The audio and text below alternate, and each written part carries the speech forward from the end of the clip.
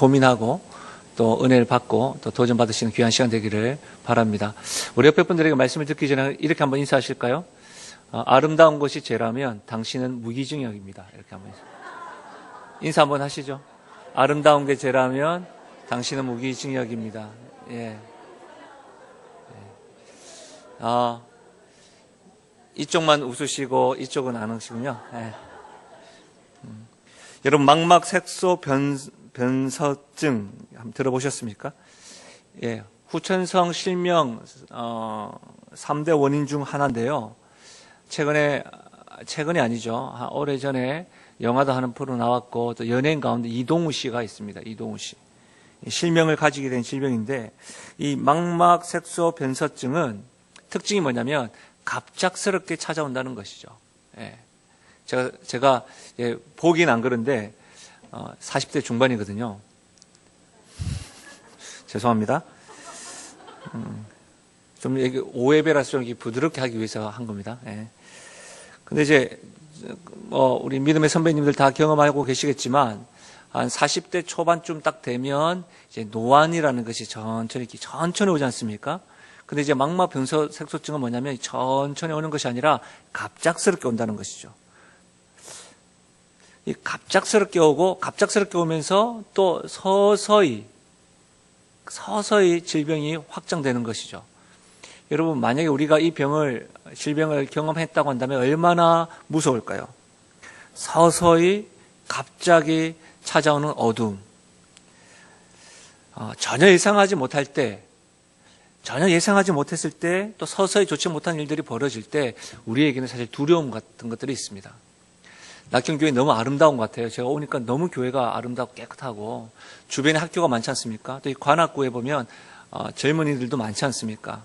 아마도 지금 다음 세대가 다른 세대가 될까 걱정이고 또 영아 유치부에서부터 청년에 이르기까지 아마 여기 앉아 계신 분들은 옛날 낙현교회의 젊은이들과 주일학교와 교회학교가 많았을 때를 기억할 겁니다. 그렇죠? 근데 지금 서서히 갑자기 이렇게 줄어든 것을 보면 사실 염려가 되지 않습니까? 저는 젊은이 사역을 한 20년 가까이 했는데 제가 염려가 되는 건 뭐냐면 이 좋은 믿음의 선배님들이 5년 뒤에 10년 이후에 이 아름다운 교회가 계속 유지가 될 수 있을까? 솔직하게 저는 이것도 염려가 됩니다. 갑작스럽게 서서히 이런 일들이 일어날 때 여러분 어떻게 하시겠습니까? 교사헌신 예배 매년마다 드리시는데 여러분 이와 같이 다음 세대가 다른 세대가 되어져 가고 있고 모여들지 않는 다음 세대에 대해서 또 여러분들은 어떻게 하시겠습니까? 또 이런 상황 가운데 여러분이 이토록 힘쓰고 지키려고 하는 그 믿음은 어떻게 작동하고 계십니까? 저는 이것을 질문 드리고 싶은 거예요. 정말 우리가 가지고 있는 이 믿음이 이렇게 갑자기 서서히 다가오는 현실과 어려움 가운데 어떻게 작동될 수 있을까? 이런 고민을 하면서 말씀을 살펴봤으면 좋겠습니다. 19절은 이렇게 시작합니다. 아브라함의 아들 이삭의 족보는 이러하니라. 여러분 하나님께서 아브라함에게 기업의 복, 땅의 복, 복의 자손, 복의 근원, 자손이라는 약속을 주셨어요. 그러니까 그리고 이삭이 아버지 아브라함으로 인하여서 이 믿음의 계보를 잇는 장면이 오늘의 말씀이거든요.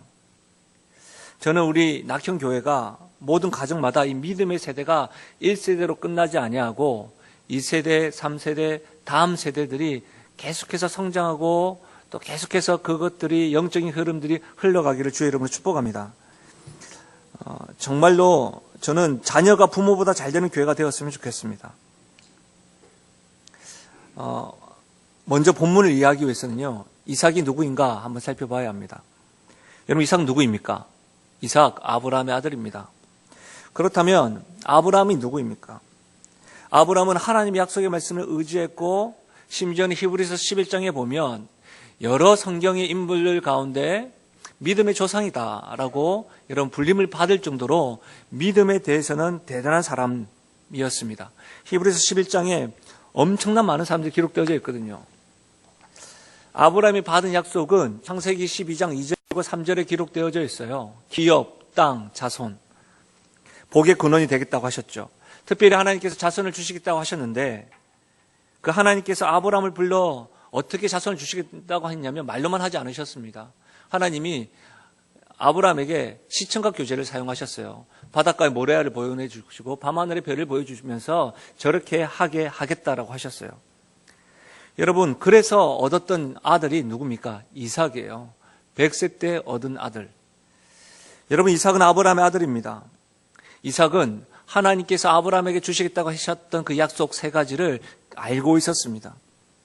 그렇기 때문에 여러분, 창세기 22장에 보면 아브라함이 번제로 드릴 제물 대신 자신을 바치려고 할 때에 22장을 가만히 보시면 우리가 그때의 여호와 이레의 하나님만 기억하고 있지만 사실 그 사건을 가만히 유심히 보시면 아브라함이 모리아산에 올라갈 때에 아들 이삭이 땔감 나무를 짊어지고 있습니다.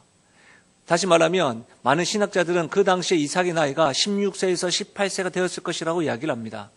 그러면 번제를 드린다는 것이죠. 각을 뜬다는 말이죠. 그러면 아브라함의 나이는 116세에서 118세로 예상할 수가 있습니다. 그럼 여러분, 이삭이 마음만 먹으면 도망칠 수 있지 않았을까요? 정말로 이삭이 도망가고 뜀박질하면 아버지 아브라함이 찾아갈 수가 있을까요? 그렇지 못했습니다. 그런데 말씀에 가만히 보면 이삭은 그 번제단에 가만히 누워 있습니다.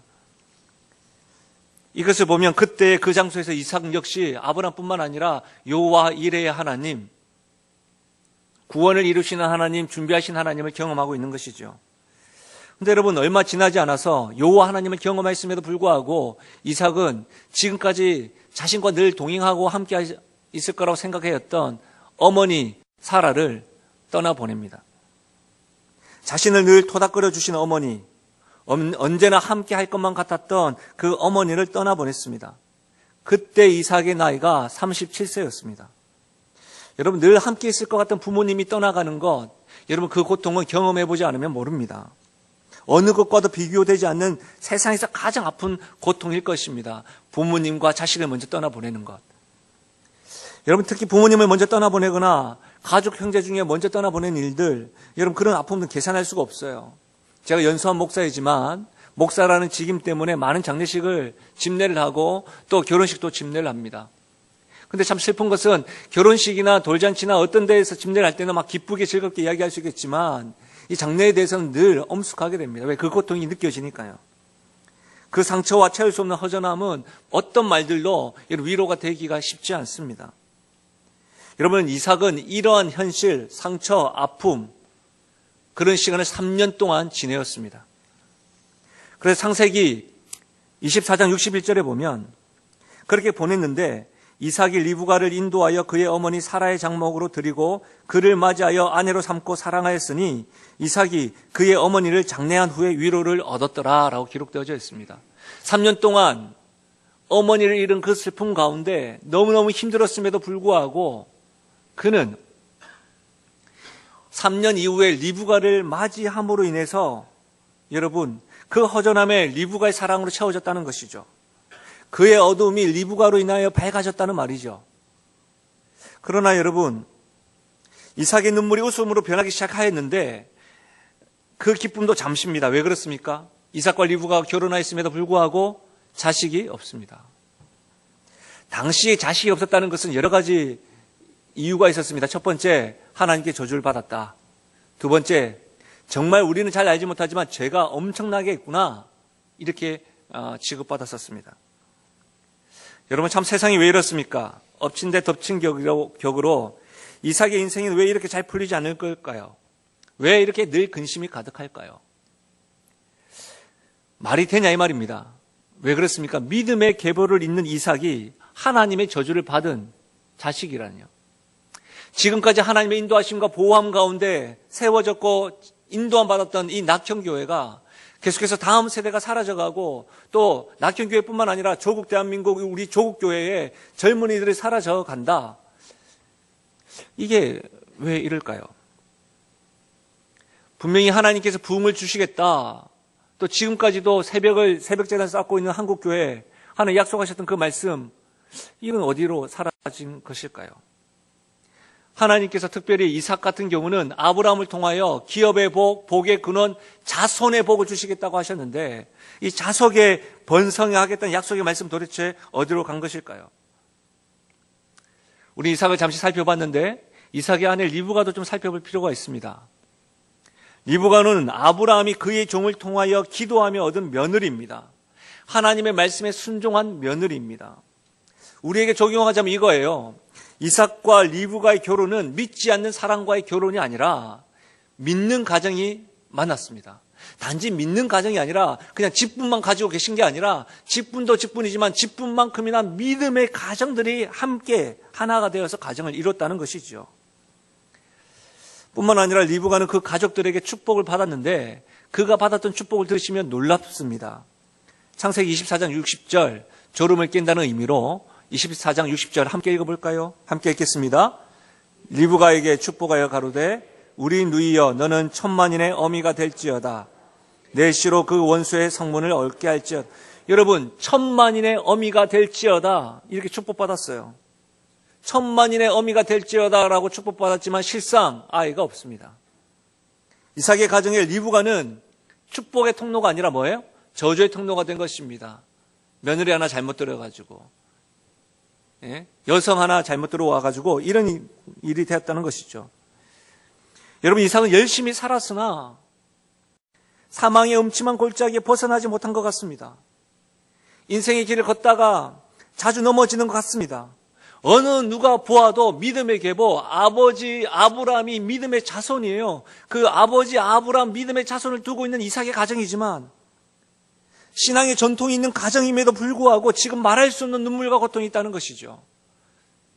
전 세계적으로 한국 교회가 정말 어마무시하게 하나님의 은혜를 받았는데 지금 한국 교회 젊은이들 뿐만 아니라 다음 세대가 다른 세대가 되어버렸고 지금 없다는 것이죠.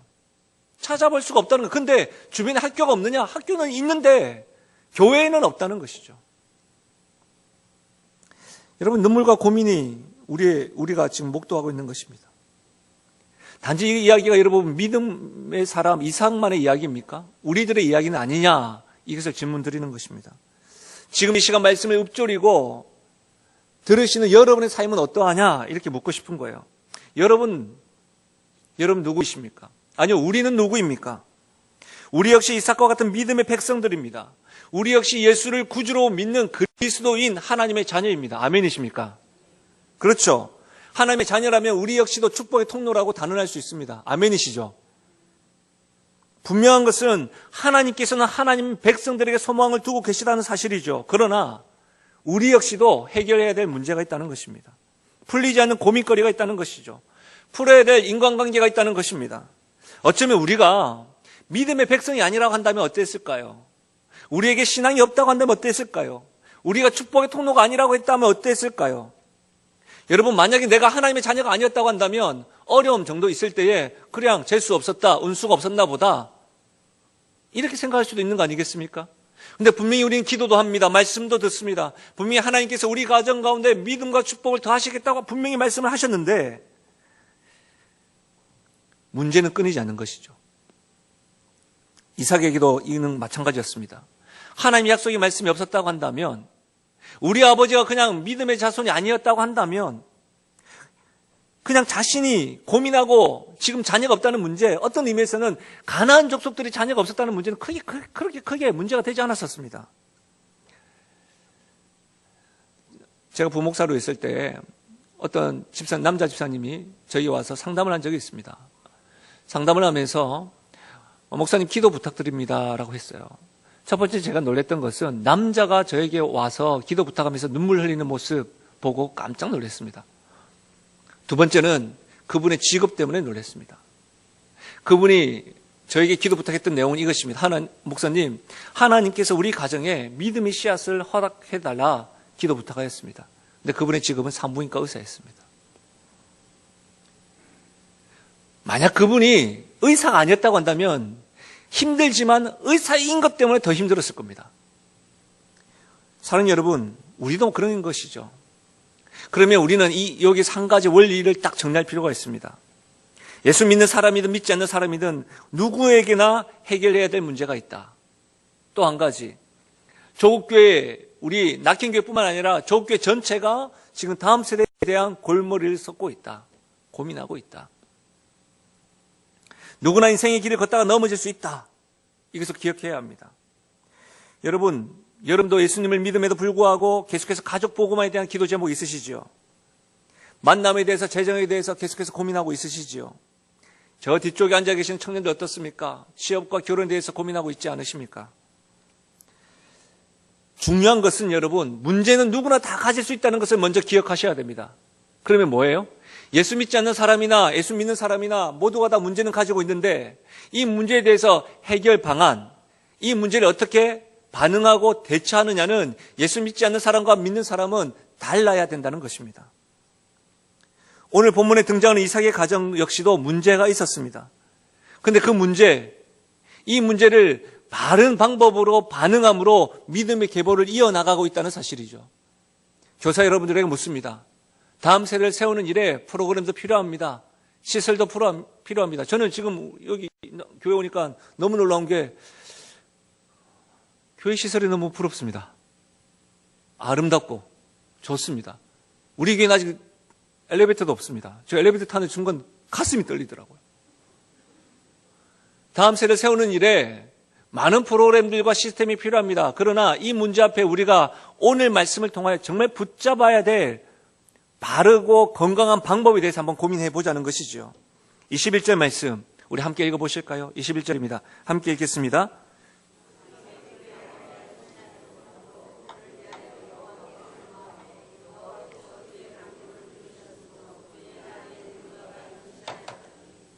여러분, 이삭은 어떤 인간적인 문제 방법보다 문제 해결을 위해서 뭐 했다는 말이죠? 기도했다는 사실입니다. 그는 용한 산파에게 찾아간 것이 아닙니다. 그가 가장 먼저 한 것은 능력에 있는 하나님, 전능하신 하나님 앞에 나아가 기도했다는 사실입니다. 제가 잠시 예배를 드렸고 함께하면서 감동했던 것이 있습니다. 교육기관을 위해서 함께 통성으로 기도했던 것. 근데 그 기도가 헌신 예배 때만 있으면 안 된다는 사실이죠. 여러분, 정말로 다음 세대를 세우기 원하십니까? 매 새벽마다, 매 주일마다, 매 순간마다 다음 세대를 위해서 기도해야 될 줄로 믿습니다.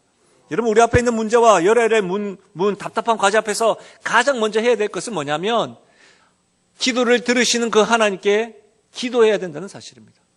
마가복음 1장 35절에 보면 놀라운 모습이 있습니다. 새벽 5일의 민명에 예수께서 일어나 한적한 곳으로 나아가 기도하셨다. 근데 마가복음 1장을 가만히 보시면 마가복음 1장은 안식일 오전부터 오후 저녁에 이르기까지 예수님께서는 관례대로 회당에 가셔서 말씀을 가르칩니다. 말씀을 가르치고 말씀을 읽고 나오시는데 병자와 귀신 들린 자들을 계속해서 고치십니다. 여러분, 많은 일들도 피곤하지만 정말 사람을 피곤하게 만드는 일 가운데 하나는 사람을 대하는 일입니다. 그렇죠? 저희 가족 가운데 한 명이 의사인데 여러분, 제가 인수를 계속 강요해요. 그런데 하루에 100명씩 100명 보면 그게 잘 안 된대요. 그 시간을 막 빨리 하게 된다는 것이죠. 그렇죠? 근데 예수님 같은 경우 어떤 경우예요? 환자들이 건강한 사람이 아니라 귀신 들린 자, 병든 자, 그런 사람들이 계속 됐다고 생각해 보십시오. 그리고 마가복음을 가만히 보시면 안식일 회당에서부터 계속 고치는 일들에 대해서 반복되는 말씀이 뭐냐면 즉시로 곧 쉼 없이 계속해서 사람을 대했습니다. 늦은 저녁까지. 그런데 그러면서 35절은 어떻게 시작하죠? 새벽 5일여 미명에 육체적으로 피곤한 공과 몸임에도 불구하고 주님께서 가장 먼저 했던 것은 뭐라고요? 기도였다는 것입니다. 예수님의 일정은 살인적인 스케줄이었습니다. 근데 그분은 바쁘면 바쁠수록 뭐 했다는 말이에요? 기도했다는 것입니다.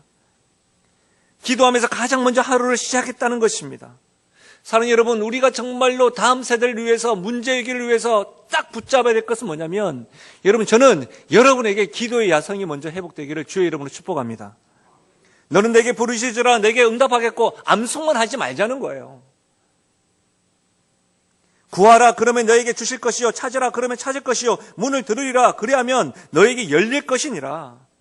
우리 이 말씀 너무 잘 알잖아요. 오후 예배 정도 참여하시는 분이라면 이 말씀을 달달 외우시잖아요. 근데 묻는 거예요. 제가 귀 있는 자는 들으십시오. 정말로 암송하고 외우는 만큼 주 앞에 간구하고 기도하느냐? 엿듣는 겁니다. 여러분, 이것이 우리가 당면한 문제 앞에 기도해야 할 수 있는 이유입니다. 왜 기도해야 합니까? 구하면, 찾으면, 문을 두들기며 뭐 한다가 응답이 있기 때문입니다. 아멘이십니까? 여러분, 그런 거예요. 여러분, 이삭의 기도에는 두 가지 특징이 있습니다. 이삭은 하나님이 기도를 들으시는 분임을 믿고 기도했다는 것입니다. 21절에 보면 여호와께서 그 간구를 들으셨으므로, 다시 말하면 많은 분들이 하나님께 기도는 하지만 하나님 내 기도를 들어주실까 의심하면서 기도하는 분들이 있습니다. 자, 이전에 경험했던 것인데요. 금요일 날 저녁 늦게까지 기도를 하고 인사를 하는데 한 집사님 저한테 오시는 거예요. 근데 오시는데 제가 사실 무서웠어요. 왜 무서웠냐면 그분이 눈물을 흘리면서 기도를 많이 하셨는데 이 마스카라가 이래가지고 무서웠습니다. 그래서 집사님 어떤 일입니까? 하면서 목사님 죄송합니다 하면서 막 닦으면서 하는데 더 무서운 거예요. 막 그렇게 해가지고 그래서 그러시냐고. 근데 막 이야기를 하는 거예요. 그래서 제가 인사를 하고 기도 제목을 듣고 난 이후에 그냥 끝나지 않고 저희 구석에 모셔서 제가 뭐 했냐면 기도를 해드렸다고. 그리고 또 아멘, 거기서 또 우셨어요. 그리고 가시면서 저에게 하는 말씀이, 목사님 되겠죠? 이해하셨습니까? 마스카라 지우고 또 지우고 기도하고 아멘 했는데 가시면서 목사님 되겠죠? 우리는 사실 하나님께 기도하지만 이런 마음들이 많다는 거예요. 사실은 마음이 떨리고 불안하니까 기도는 하는데 정말 진정한 믿음으로 기도하는 숫자가 별로 없었다는 거예요. 근데 이삭은 하나님이 기도를 들으시는 분임을 믿고 기도했다는 것이죠. 여러분, 이 말씀 한번 들어보실래요? 여러분, 보통 요즘에는 좀 그런 거 없는데 교회들마다 뭐 특별 새벽 부흥회를 한다든지 뭐 심령 부흥회를 한다든지 이렇게 하면 새벽에 하면 플랜카드를 만들어요. 새벽에 하나님이 도우시리로다. 이런 말씀 한번 들어보셨죠? 표. 또 반응도 좀 해주십시오. 그리고 또 여기에 또 이런 말씀도 한번 들어보셨습니까? 내 입을 넓게 열라 내가 채우리라. 이런 말씀 한번 들어보셨죠? 예, 그렇잖아요. 근데 이 말씀 한번 보자고요. 시편 81편 10절에서 11절인데 제가 들었나요? 예, 들었죠. 한번 같이 읽어볼까? 함께 읽겠습니다.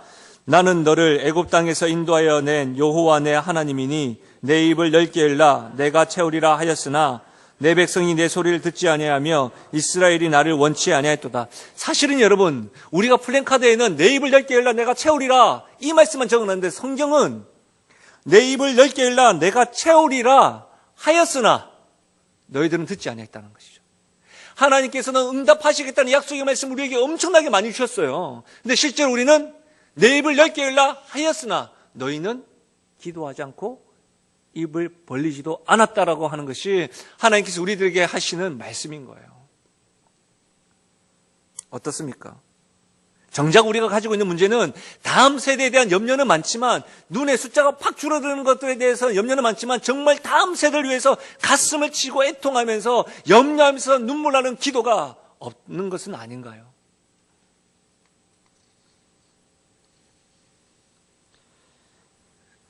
여러분, 제가 고신적 교회니까 제가 일산 베델교회 5년 정도 있었거든요. 일산 베델교회 5년 정도 있고 저희 그 교회는 좀 교회가 크기 때문에, 그리고 제가 또 분당 우리 교회 있었는데 그 교회가 크기 때문에 대신방 같은 걸 하면 한 30분마다 시간이 딱딱딱 짜여 있습니다. 교구만 해도 한 700세대가 넘으니까 큽니다. 그래가지고 신방을 하면 저와 함께하는 여전도사님과 같이 신방 약속을 딱 해요. 근데 이제 신방을 하는데 하루는 한 30분 정도 빨리 끝난 거예요. 그래서 문자를 보냈어요. 좀 일찍 가겠습니다. 집사님 일찍 가겠습니다. 라고 했더니 가서 이렇게 천정을 딱 누리는데 반응이 없는 거예요. 분명히 약속을 했으니까.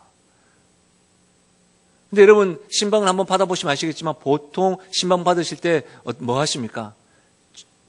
청소하시잖아요. 또 간혹 교육자들이 신방을 하시다가 이게 욕실을 사용하실 때가 있어요. 그러니까 또 욕실도 한번 사용하시고, 보통 빨리 하려고 하면 안방에 다 집어넣고 거실만 깨끗하게 하시잖아요. 제가 너무 정확하게 하시나요? 그렇게 하잖아요. 근데 어쨌든 천정을 딱 눌렸는데 반응이 없는 거예요. 근데 여러분, 제가 한 번만 눌리고 반응이 없어서 갔겠습니까? 아니면 계속 눌렸겠습니까? 계속 눌렸습니다. 왜? 약속을 했으니까. 한 3번, 4번 눌리다 보니까 나오면서 아이고 목사님 청소한다고 못 들었어요 하더라고. 묻겠습니다. 어떤 사람이 계속해서 초인종을 눌릴 수 있습니까? 안에 사람이 있다고 확신한 사람 눌릴 수 있지 않겠습니까? 어떤 사람이 계속해서 하나님께 기도할 수가 있습니까? 하나님은 기도하는 자는 반드시 응답하신다라는 확신이 있으면 기도할 수 있지 않겠습니까? 이삭의 기도의 특징 두 번째는 중보 기도입니다. 리브가를 위한 중보 기도입니다. 여러분, 이삭은 자신을 위한 기도를 하지 않고 자신을 위해서 기도하기 이전에 리브가를 위하여 기도했습니다. 21절 말씀에 보면 그를 위하여 여호와께 간구하며, 그를 위하여 여호와께 간구하며. 나 자신을 위한 기도도 참 중요하지만 여러분, 리브가를 위해서 기도했다는 것입니다. 중보 기도했다는 것입니다. 여러분, 중보 기도에는 능력이 있음을 믿으시길 바랍니다. 성경에는 중보 기도에 대한 여러 가지 기록들이 기록되어져 있어요. 가장 잘 알고 있는 말씀, 창세기 18장에 소돔과 고모라 성에 대해서 하나님께서 아브라함을 너무나도 친구처럼 생각하셔서 내 뜻을 어떻게 감추겠느냐, 그래서 알려줍니다. 하나님의 말씀을 뜻을 알았던 아브라함은 하나님께 가까이 나아가 중보하기 시작합니다. 소돔과 고모라 성에 50명의 의인이 있으면 어떻게 하겠습니까? 하나님, 45명은요, 40명은요, 35명은요, 30명은요, 20명은요, 10명은요, 오냐? 10명만 있으면. 10명만 있으면. 아브라함은 아마 그 조카 롯을 생각하고 딸들을 생각하고 사위를 생각했는가 봅니다. 어쨌든 그 기간 동안 롯이 그 정도는 영향을 미쳤을 거라고 생각했는가 봅니다. 여러분, 너무 놀라운 것은 창세기 19장 29절인데요. 하나님이 들의 성들을 멸하실 때, 곧 롯에 거하는 성을 엎으실 때에 누구를 생각하사? 아브라함을 생각하사 건지셨다는 사실입니다. 사랑하는 성도 여러분, 우리 믿음의 선배님들이 다음 세대를 위하여 정말 눈물로 가슴을 치고, 사실요, 제가 청년 사역자, 제가 사실은 나름 청년 사역자거든요, 우리나라에서. 여러분만 모르지, 나름. 다음 세대를 위해서 해야 될 일은 첫 번째 청년 기도고요. 두 번째 뭔지 아세요? 구멍이 크게 나 있는 독에 어떻게든 물 한번 채워보겠다, 그 마음으로 사랑과 재정을 퍼부어야 됩니다. 지금은 안 됩니다. 정말 안 보입니다. 사랑과 재정을 퍼부어야 됩니다. 안 보인다고 줄을 그러면 안 됩니다. 그런데 다른 거 어떤 것보다 기도를 완전히 퍼부어야 됩니다. 영적인 문제이기 때문입니다. 여러분, 모세도 마찬가지죠. 모세는 어떻게 기도했습니까? 생명책에 하나님과 거래하지 않습니까? 하나님, 생명책에 나를 지워주시든지 용서해 주시든지 뜻을 돌이켜달라는 거 아닙니까?